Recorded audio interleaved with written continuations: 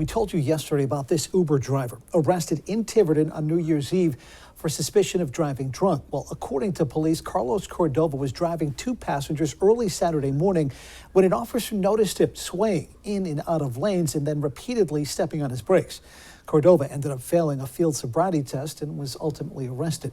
Good evening, and thank you for joining us tonight. I'm John DeLuca. And I'm Tiffany Murphy. Tonight we are hearing from those passengers who were in the back seat of Cordova's car. ABC6 News reporter Olivia DeRocha joins us live now with this unbelievable story. Olivia?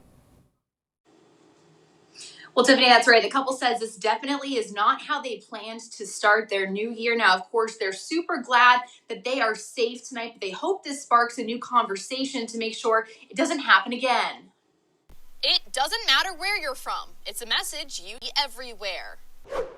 But what happens when you are responsible and call that designated driver, but it's your Uber driver that's allegedly doing the drunk driving? That's what happened to Megan Cristino and Ryan Mendoca on New Year's Eve. 1:30 or 2, we were like, all right, time to get an Uber, go back to Tiverton. So I dial up an Uber on the app, and it finally says that our Uber driver has arrived. That's when the two hopped in the car with the driver, Carlos Cordova. And it didn't take long for the couple to pick up on what they believed at the time was just strange behavior. We're driving along, and he's like, oh, do you mind that I drive really slow? And we're like, no. But 15 minutes later, what seems like an already bizarre ride takes yet another turn near the Fish Road exit.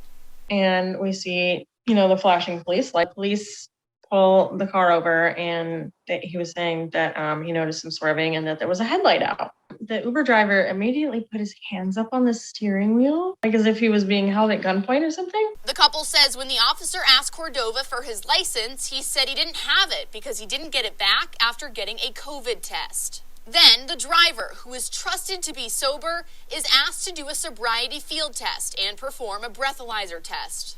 Cordova's blood alcohol content was 0.228. That's nearly 3 times the legal limit, and he was arrested for suspicion of operating a motor vehicle while under the influence. The couple, thankful for police, knowing this could have had a very different ending.